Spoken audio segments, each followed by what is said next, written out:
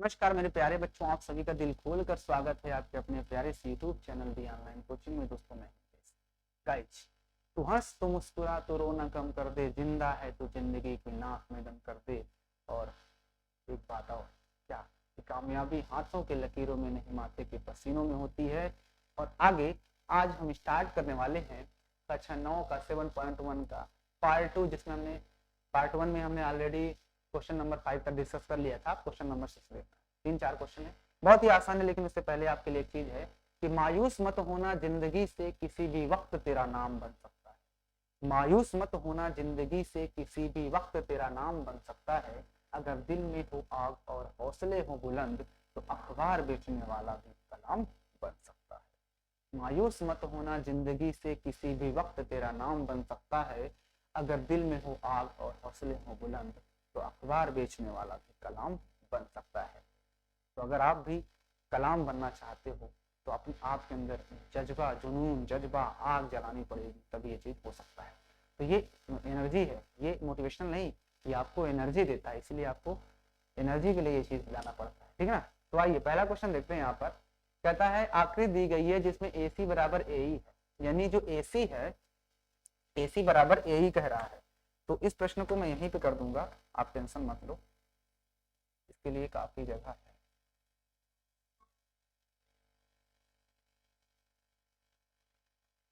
मुझे माफ करना ओम साई राम, मुझे माफ करना ओम साई राम, तुझसे पहले लूंगा अपनी मम्मी डैडी का नाम, तुझसे पहले लूंगा मम्मी डैडी का नाम, मुझे माफ करना ओम साई राम।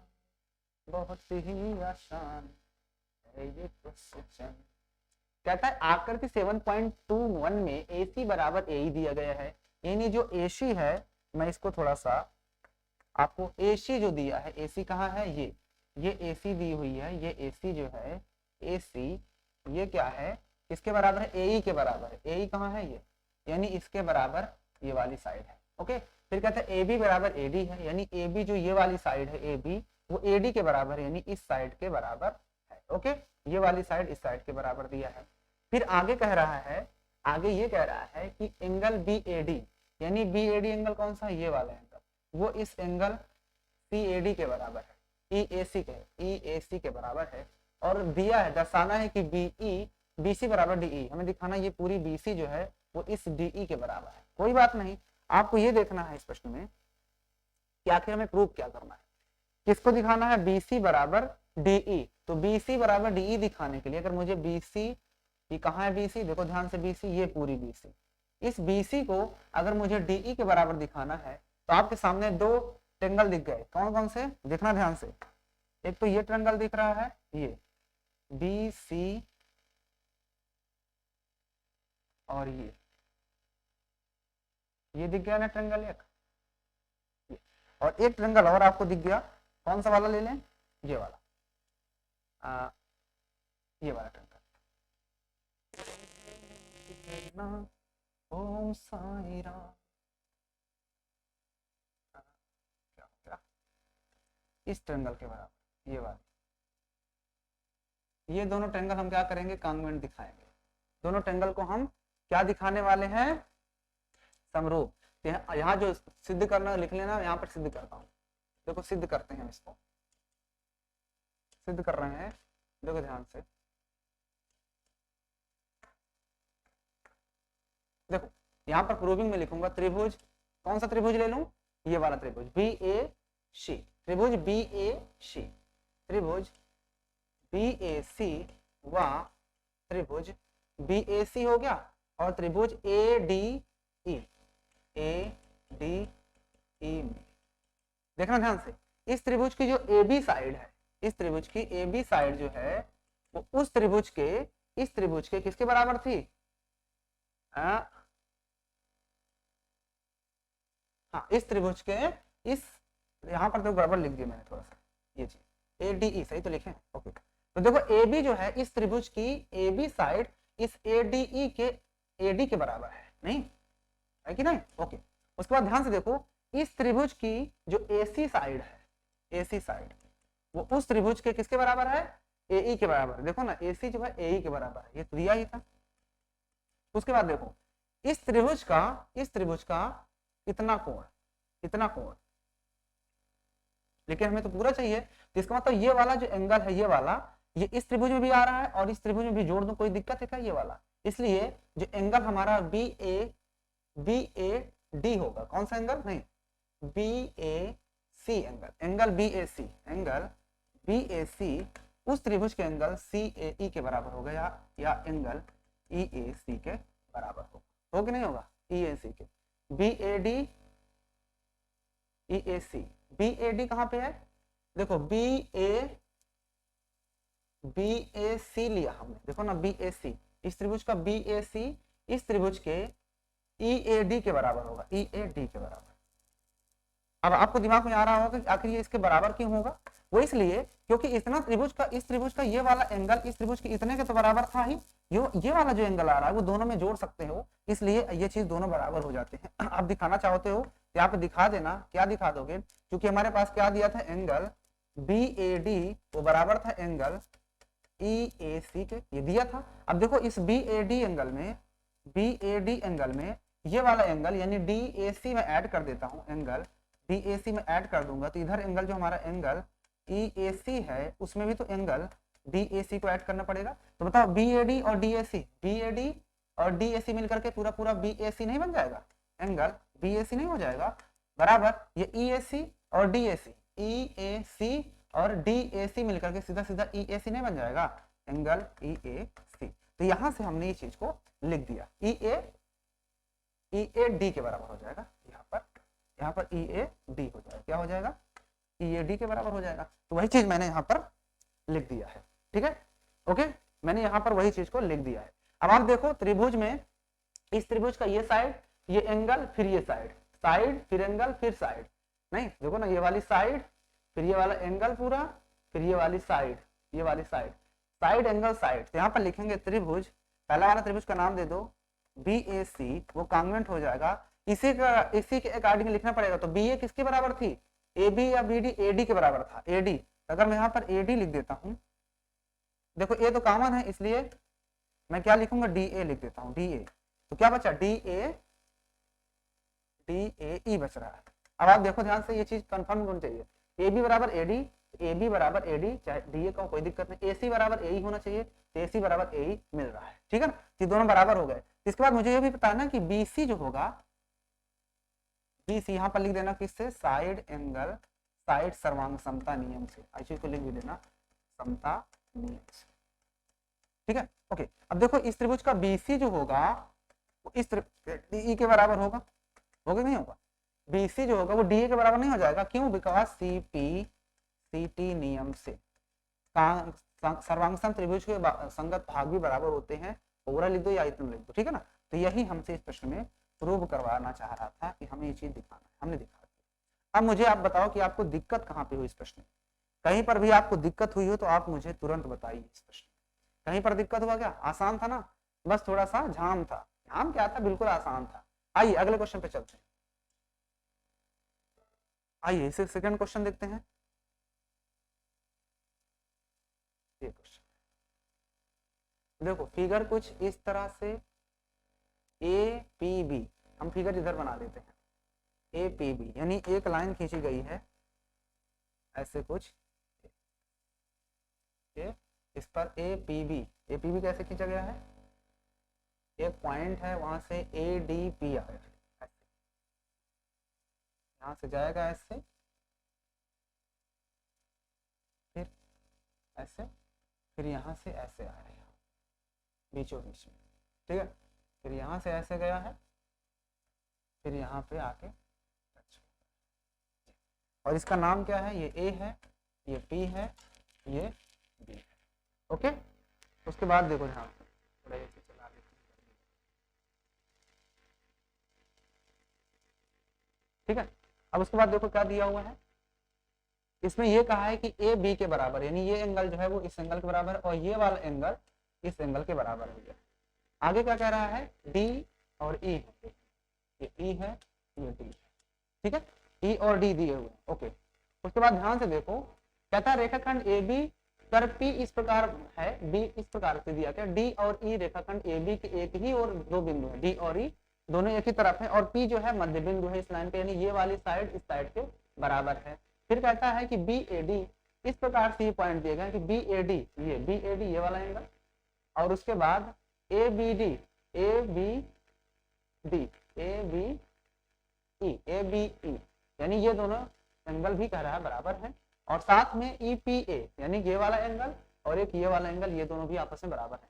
तो पहला तो प्रूव करना है ये चीज, क्या त्रिभुज डी ए पी बड़ा सर्वांगसम होगा इसके। तो पहला क्वेश्चन देखो, पहला में जो सिद्ध कर रहा है, पहला सिद्ध करना,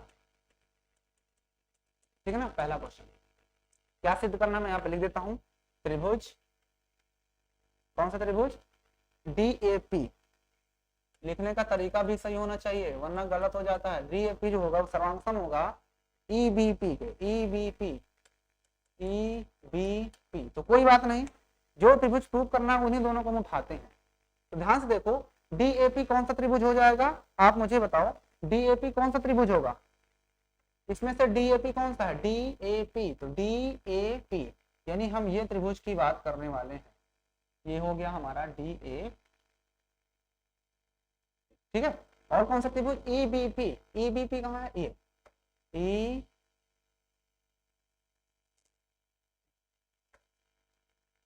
इसको दूसरे कलर कर देते हैं, ई बी पी, ये ई बी पी दिख रहा है ना दोनों त्रिभुज, ओके। इन दोनों त्रिभुज की बात करते हैं, तो कोई बात नहीं, अब ध्यान से देखो दोनों त्रिभुज में, त्रिभुज यहाँ पर लिख देते हैं। अब यहाँ पर लिखेंगे त्रिभुज, त्रिभुज डी ए पी व त्रिभुज ई बी पी। तो देखो इस त्रिभुज की, इस त्रिभुज का, अगर मैं इस त्रिभुज की बात करता हूं, कौन से, ये वाला त्रिभुज, तो इस त्रिभुज का कौन सा पहले लिया हूं, डी ए पी। तो डी ए पी त्रिभुज में देखो, डी ए पी त्रिभुज में, डी ए पी त्रिभुज में ये वाला एंगल ए, एंगल ए, तो एंगल डी ए पी वो बराबर होगा उस त्रिभुज के वो वाला एंगल, यानी ई बी पी के,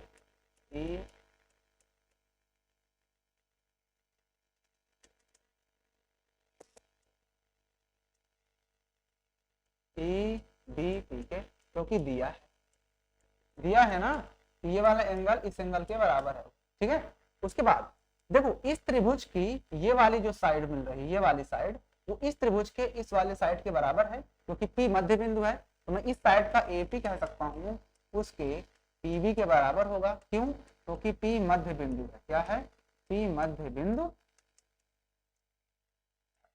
तो जब मध्य बिंदु है तो क्या होगा, दोनों बराबर होंगे, ओके। मध्य बिंदु है तो ये इसके बराबर हो जाएगी, ओके। तीसरा पार्ट देखो,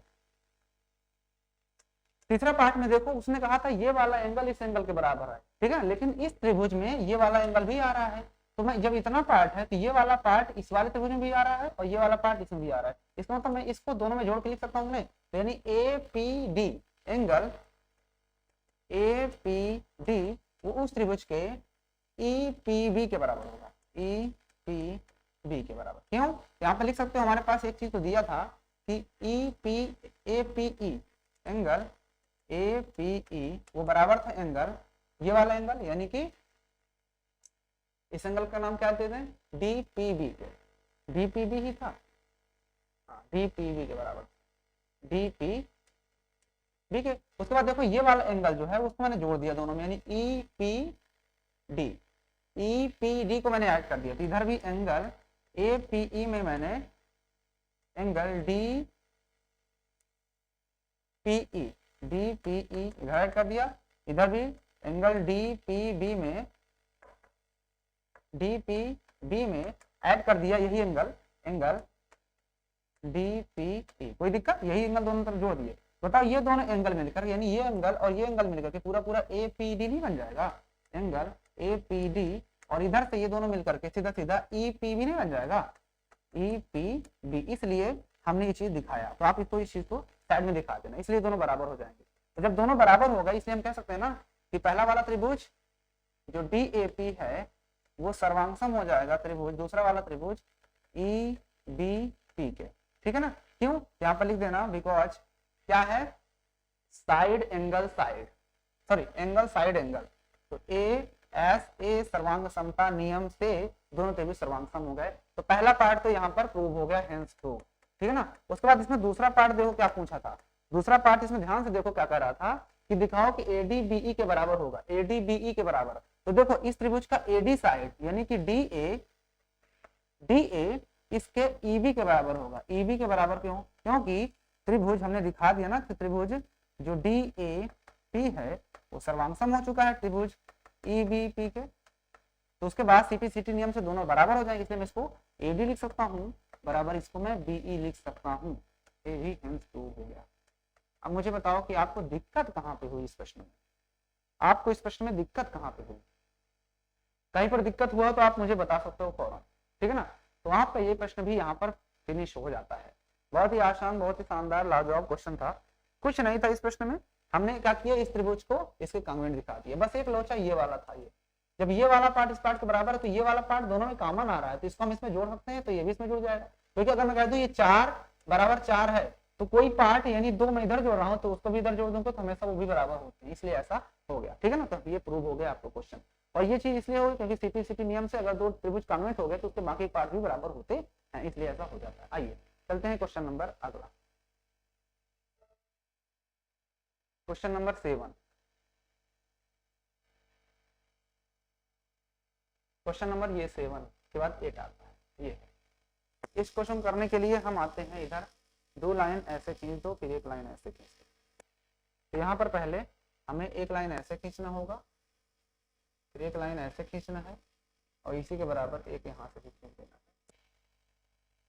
है, ठीक है।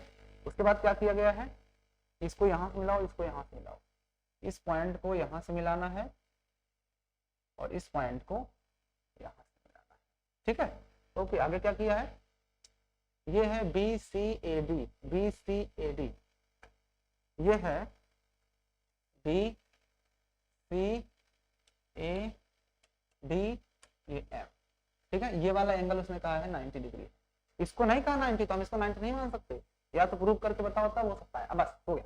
अब क्वेश्चन को पढ़ते हैं बेहतरीन तरीके से, बेहतरीन तरीके से क्वेश्चन को पढ़ा जाएगा। तथा एक समकोण त्रिभुज ए बी सी, यानी जो ए बी सी है ये वाला त्रिभुज, ए बी सी में ये वाला जो त्रिभुज दिख रहा है, ये वाला त्रिभुज ये क्या है, समकोण है, ओके। फिर कहता है जिसमें सी जो है समकोण है, सी पर समकोण है, यानी ये वाला सी समकोण है।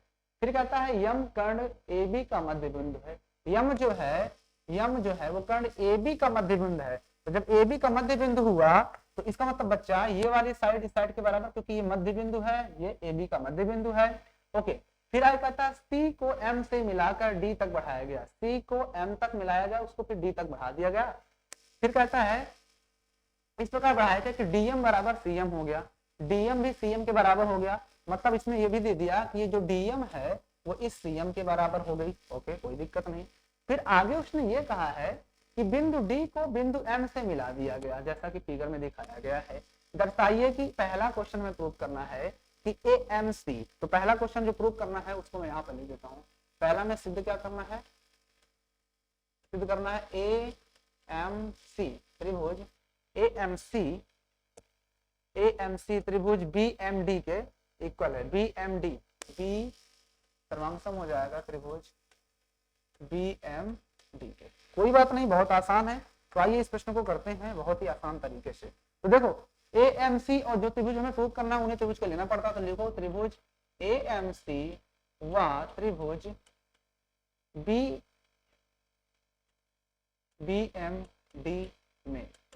चलो आते ही इन त्रिभुज को थोड़ा हाईलाइट करते हैं। कौन सा ए एम सी, तो ए एम सी कहां पर है, ए एम सी यानी इस त्रिभुज की बात कर रहा है, ए एम सी, ठीक है। और एक त्रिभुज और कौन सा है, बी एम डी, तो बी एम डी, ये त्रिभुज, इन दोनों त्रिभुज को क्या करना है, सर्वांग सम दिखाना है। कितना आसान क्वेश्चन है भैया।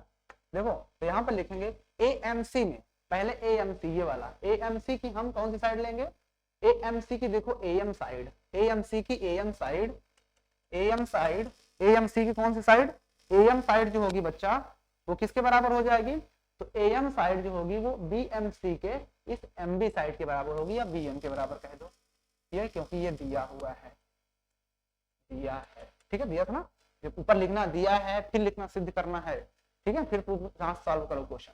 उसके बाद देखो फिर एएमसी, इस चीज को याद रखना कि पहले एएमसी है तो एएमसी का ही त्रिभुज को पहले लिखेंगे फिर बाद में बीएमडी का लिखेंगे। तब एएमसी की दूसरी साइड देखो, एएमसी की दूसरी साइड एमसी, कौन सी साइड, एमसी, वो उस त्रिभुज के एमडी के बराबर है।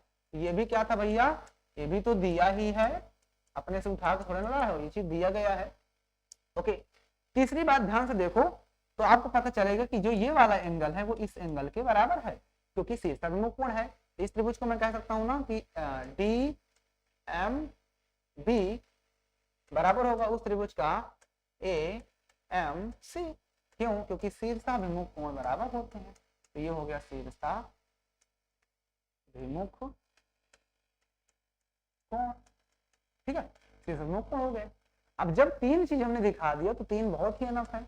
अब देखना है कि कैसे ये त्रिभुज, तो पहला वाला त्रिभुज ए एम सी वो हो जाएगा सर्वांग सम त्रिभुज बी एम डी, ठीक है ना। जब ये प्रूव करने को दिया तो डायरेक्ट लिख दो, ना दिया हो तो आपको सोच विचार के लिखना है कि शुरू की दो साइड इधर के शुरू की दो साइड के बराबर होना चाहिए इसका। तो देखो ये चीज प्रूव हो गया। अब किससे प्रूव हुआ उसको भी लिख दो, किससे, तो हमने दिखाया दो साइड और एंगल, देखो ये साइड फिर एंगल फिर साइड, तो साइड एंगल साइड सर्वांग समता नियम से।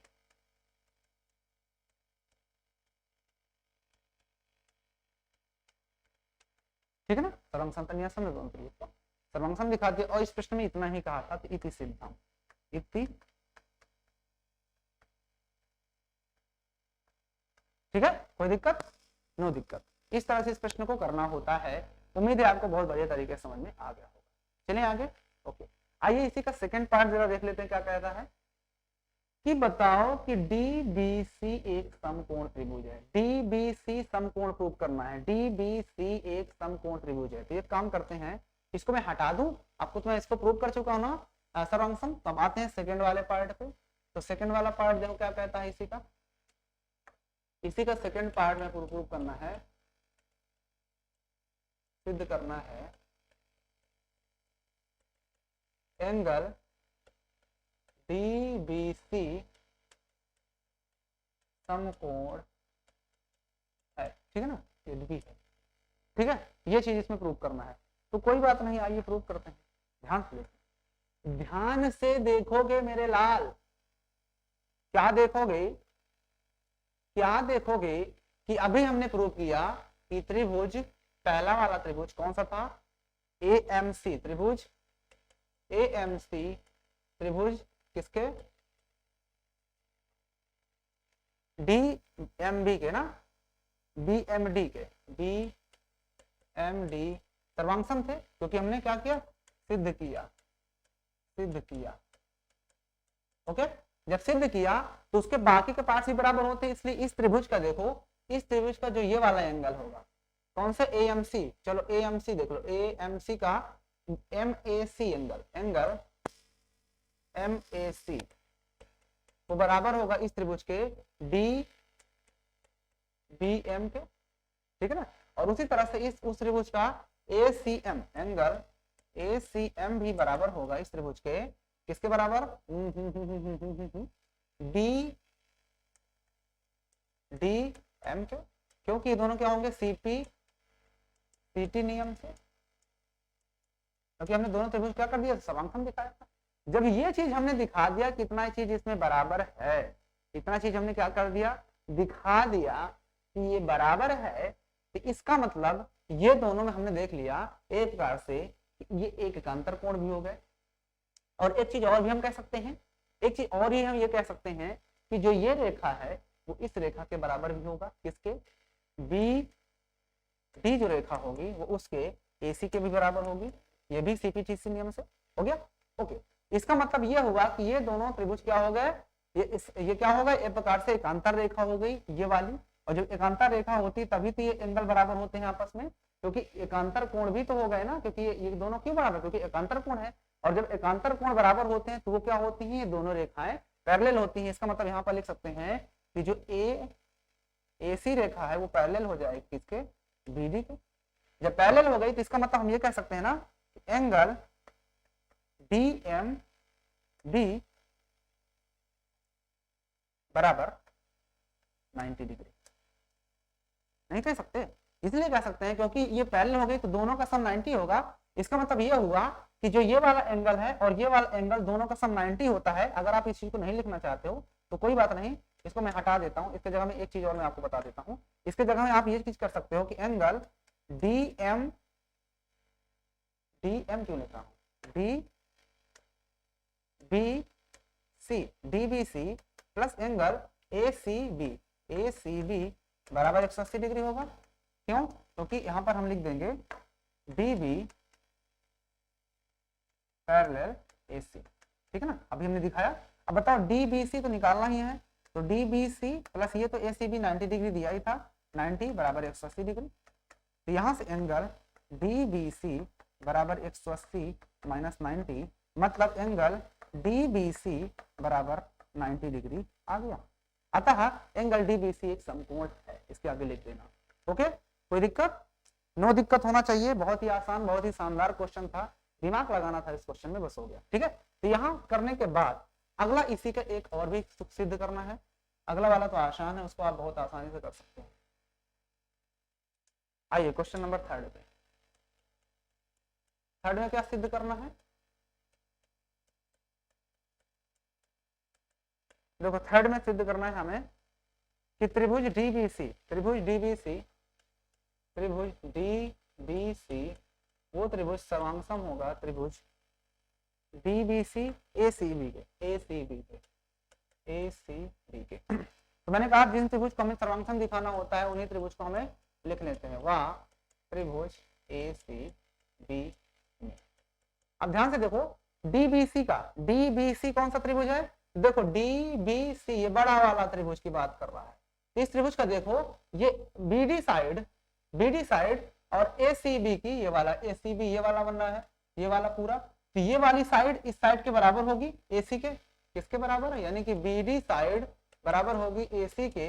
यहाँ पर लिख देना क्यों सिद्ध किया जा चुका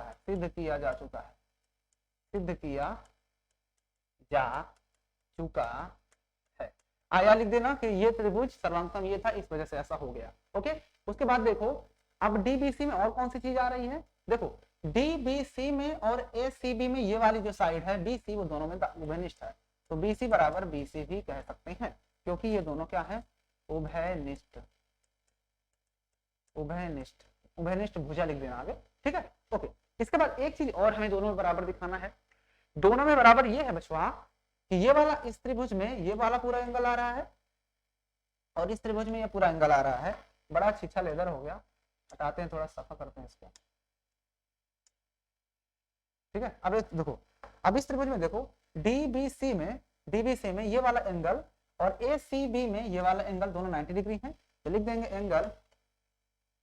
एंगल डीबीसी बराबर एंगल एसीबी, क्योंकि समकोण है, दोनों समकोण है। ओके, प्रत्येक समकोण लिख दो। सो अतः त्रिभुज डीबीसी सर्वांगसम हो जाएगा त्रिभुज एसीबी के। लिख देना क्यों? देखो पहले तो हमने ये वाली साइड उठाई, फिर ये वाला एंगल उठाया बीच वाला, फिर से वाली साइड, तो साइड एंगल साइड सर्वांग समता नियम से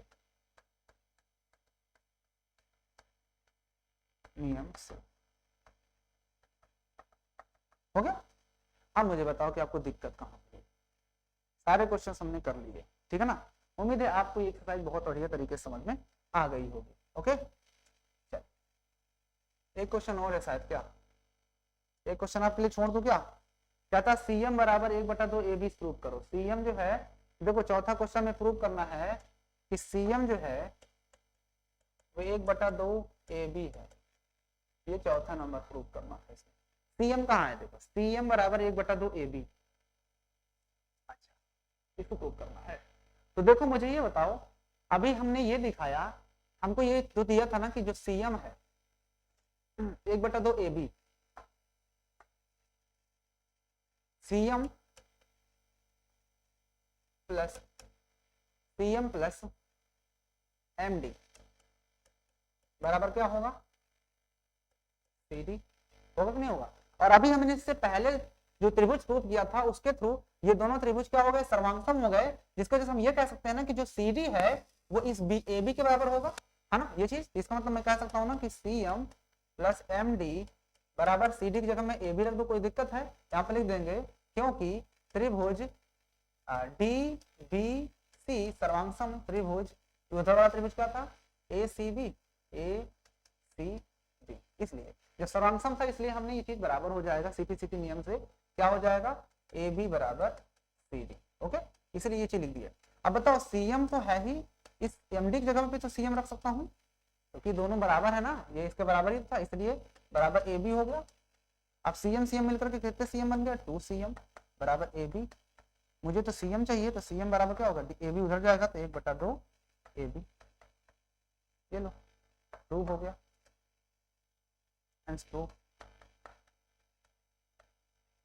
न संघर्ष न तकलीफ तो क्या फिर खाक मजा है जीने में, बड़े बड़े तूफान थम जाते हैं जब आग लगे। अब आप मुझे बताओ कि आपको दिक्कत कहाँ पे हुई, बात की बात है। उम्मीद है आपको ये एक्सरसाइज बहुत बढ़िया तरीके से समझ में आई होगी और यहाँ पर आपकी एक्सरसाइज फिनिश हो जाती है। 7.1 फिनिश क्लास 9th का। अब आते हैं 7.2 के वीडियो में, लेकिन बहुत जल्द लौटेंगे। वीडियो अच्छी लगे तो लाइक कर देना, चैनल पर नहीं तो सब्सक्राइब कर लो, बेल आइकन को प्रेस कर लो और मिलते हैं फिर नई वीडियो के साथ। तब तक के लिए जय हिंद। और पढ़ाई करो, कायदे से नहीं भूते मारो।